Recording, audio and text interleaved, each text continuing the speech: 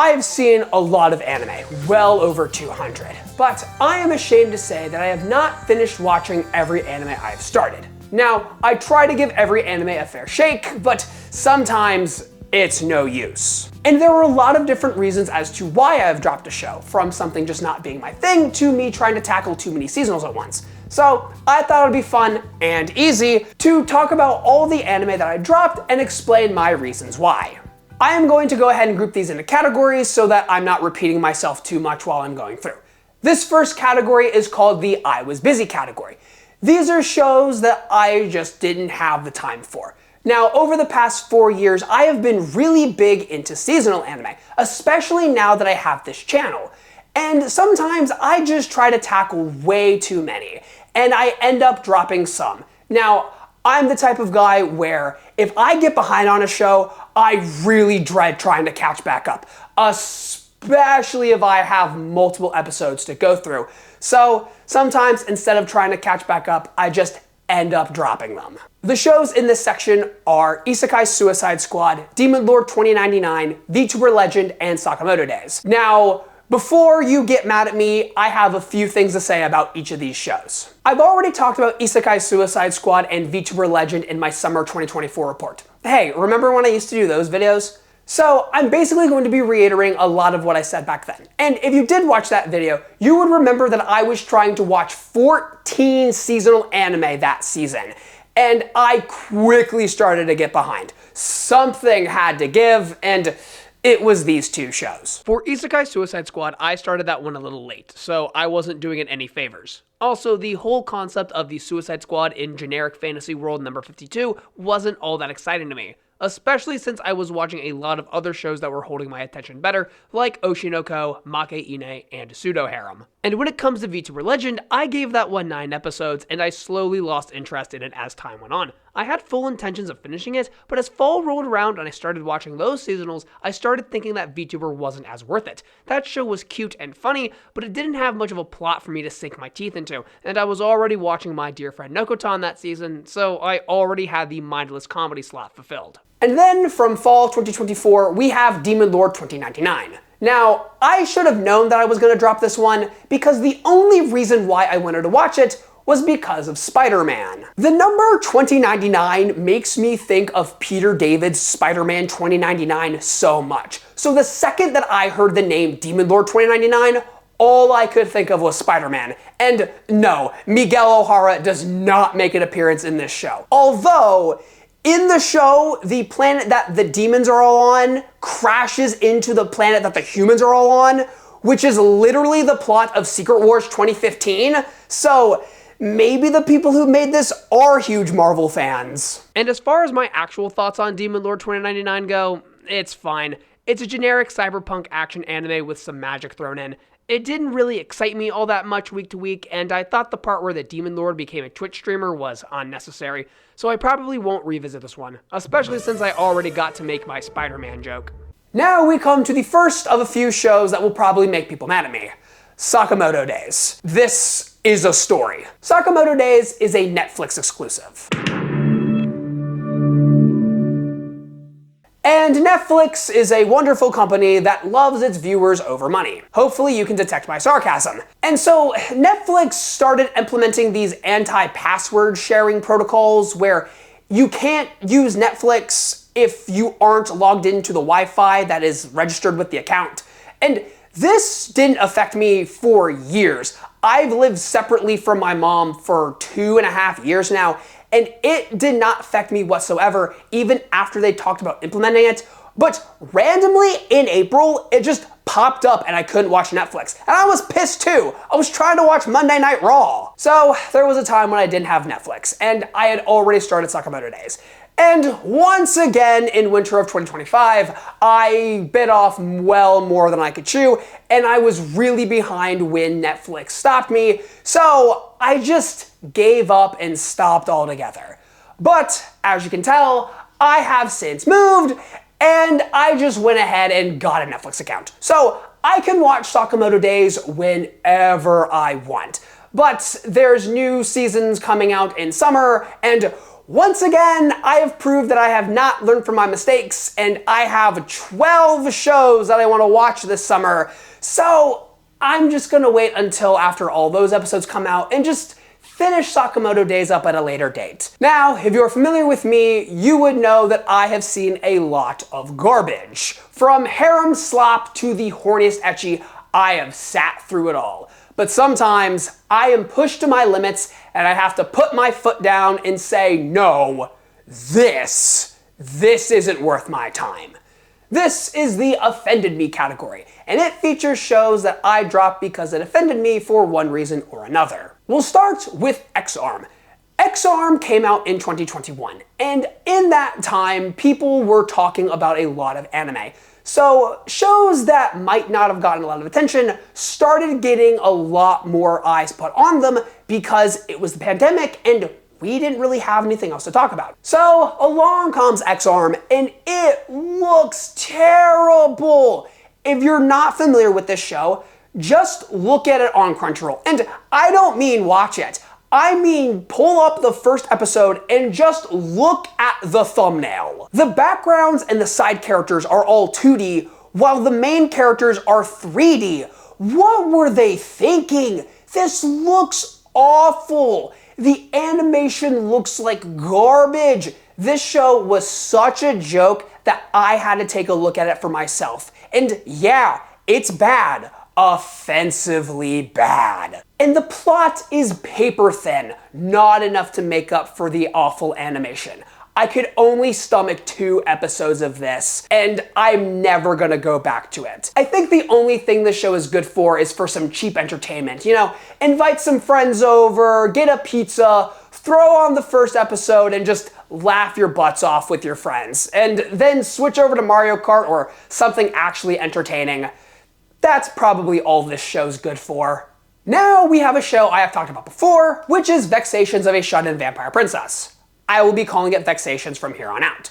Now, this show didn't offend me because the plot was bad.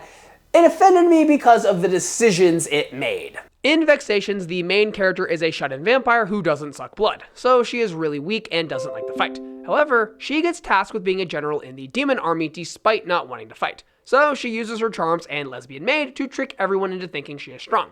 This is a fun concept for a show. I like the idea of a character making themselves appear strong, even though they're a bumbling idiot. However, this is not the full truth. Spoilers, I guess, but I don't think anyone will care if I spoil Vexations of a Shut-In Vampire Princess. Turns out the main girl is actually the strongest vampire around, and the only reason why she doesn't like blood is because she was hypnotized to think it's disgusting, because if she drinks it, she becomes the strongest vampire ever. It's more power fantasy BS, which is the exact opposite of what was promised. Now, this on its own isn't that bad, but it came at bad timing for me, because in the season before, I was watching a show called Liar Liar, another anime I don't recommend. The premise of Liar Liar is that there is a school on an island where everyone plays games and your rank on the island is determined on how good you are at the games.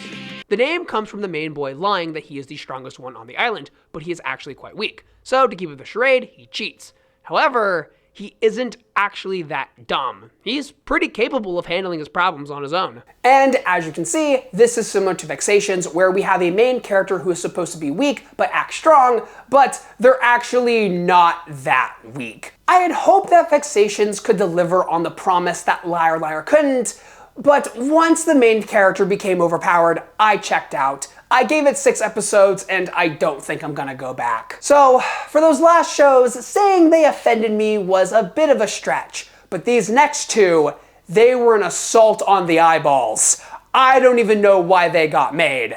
And we're gonna start with the one that I watched the most of. This is Redo of Healer. Yay. This was another COVID show. This show got a lot of attention because of the subject matter. So, quick content warning, click to the timestamp on screen if you don't like themes of drugs, sexual abuse, or trauma. In Redo of Healer, our main character is a healer who is drugged by the rest of the party in order to keep him in line, and while drugged, the other party members force him into sexual acts. The party eventually gets wiped, but the healer is able to heal himself so much that he resets and gets born again with the memories of his past traumatic life. And so he decides to find his old abusers and get his revenge. This show has some upsetting imagery in it, and even though I watched the censored version, I was still disturbed by that scene. And even though episode 3 is tame compared to the first couple, I was on edge the entire time because I was waiting for something to happen. I just had to call it. I couldn't take any more. Now, I like ecchi, but this one crossed the line for me. Speaking of ecchi crossing a line, we have Netsuzo Trap. And this show holds the record for the quickest I have ever bailed out of a show. All it took was 5 minutes, and I had seen enough. And I'm going to put another content warning for this show. More essay stuff like Redo of Healer. Now, this anime is an NTR. NTR is where a girl is cheating on her boyfriend. But where this genre differs from other cheating shows is that the boyfriend is a named character who you are meant to feel sympathetic over. So you're meant to feel bad for him instead of getting caught up in how hot cheating can be. I do not enjoy NTR, and I learned that from watching this show. I started Netsuzo Trap at a time when I didn't know what NTR meant, so I wasn't able to stop myself because of the label. Netsuzo Trap comes out the gate swinging. We have 2 couples on a double date, and while the boys are hanging out together, the girls are in the bathroom getting it on. And where the upsetting part for me comes in is that the one girl is not that into what's happening, and while she is expressing this, the other girl is ignoring her. This made me very uncomfortable and is the reason why I stopped watching. Now, maybe I would have liked it more if they were both into it, but there's still the whole NTR thing. I'm never gonna go back to watching this show. I'm not gonna torture myself further. I'm sure no one will blame me for dropping those last ones, but these next 2, I think people will have a problem with them because they are beloved. This next category is called Not Really My Thing, because these are shows that are pretty popular, but I dropped them because they had a few elements that I didn't really enjoy. We'll start with the one that will get me in the least amount of trouble, and that is Higurashi When They Cry. And to clarify, I am talking about the original Higurashi, not the remake. This show got on my radar because of the opening theme, and I want to say this theme is one of my all-time favorites. The song perfectly fits the vibe of the show, and the song is also just quite good on its own. However, I am not really a horror guy. As a kid, I was a big scaredy cat, and I stayed away from things like Goosebumps and even The Grim Adventures of Billy and Mandy. That's how bad I was.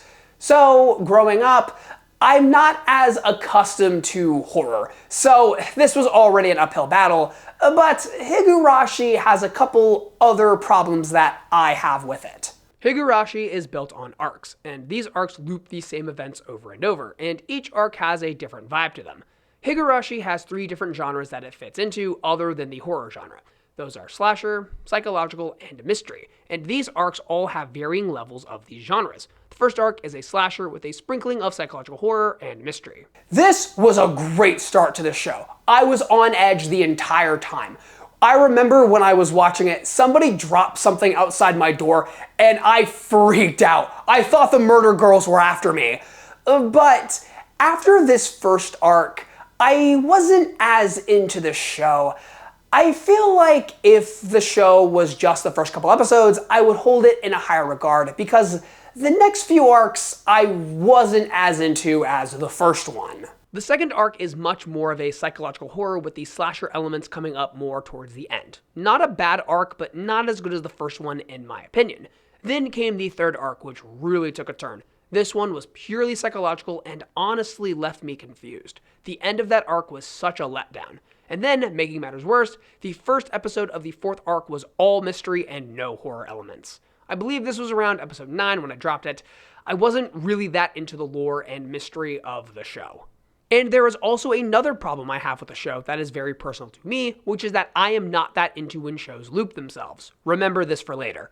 I am not the type of guy to rewatch shows. If I do, I have to be really into them. So if a show starts naturally repeating things I've already seen, I start to lose interest. This is the whole core of Higurashi. I'm sure there will be a big reveal having to do with the blue-haired girl that will explain why it loops the same couple days over and over, but I am probably not going to get that far. I respect this show and I get why people like it, but it has a few elements that aren't really my thing. I'm glad I gave it a shot, but I don't think I'm gonna finish watching it. And now, speaking of shows that repeat themselves, we have the anime that I think will get people the most upset at me, and that is Re:Zero. So this literally all boils down to the return from death mechanic that Subaru has. It takes him so long to get past the first checkpoint, and dealing with Subaru not knowing what was going on was annoying. It was super obvious to me what was happening, so watching Subaru fumble around trying to figure out what was happening was so frustrating. But once Subaru got to the Roswell Manor, I was enjoying it. It was nice seeing a lot of the characters I recognized from memes. But then Subaru died and I had to watch it all again. Then he died a second time. After that death, I decided to drop it. I keep telling myself that I am going to rewatch Re:Zero one day. In fact, it is number 13 on the list, which is a list of shows that I'm going to watch. So I'll get there one day, but no promises that I finish it. I just want to give it a second chance because I want to like Re:Zero. Felix is just too cute to deny. Hey, jumping in real quick, this is future Devin, and me and my roommate actually started rewatching Re:Zero, and we are either still watching it or have dropped it and started to watch JoJo's because, yeah, the return from death mechanic is still annoying to me. Now we have one more show we're going to talk about, and I'm putting it in a category on its own because I don't really have a reason as to why I dropped it, but I know that if I don't explain myself, people are going to come for me. This is a story from around 10 years ago, and even though it was a long time ago, I still remember this day well.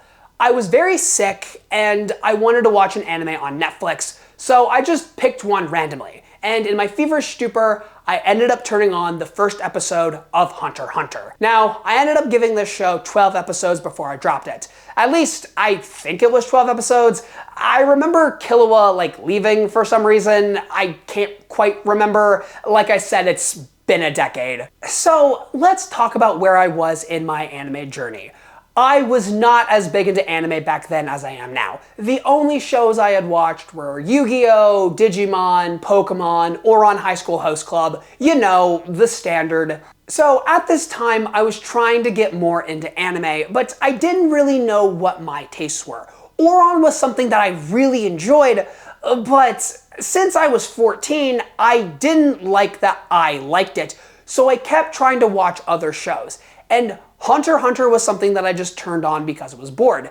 But over the years, I discovered that I don't really like action anime, and I think Hunter x Hunter was a step in me discovering that about myself, because after I dropped it, I went on to watch 2 whole seasons of Vampire Knight. So, Hunter x Hunter isn't really of a genre that I enjoy. But if you go back to the list that I showed earlier, you will see that right above Re:Zero, we have Hunter x Hunter. So I am going to give it another shot. So there you are, all the anime that I've dropped and why. Make sure to tell me in the comments, what anime have you dropped? And leave a like and subscribe while you're down there. And if you want to learn more about my taste, make sure to watch this video where I roast the 10 worst shows I've seen in 6 words or less. And with that being said, sayonara.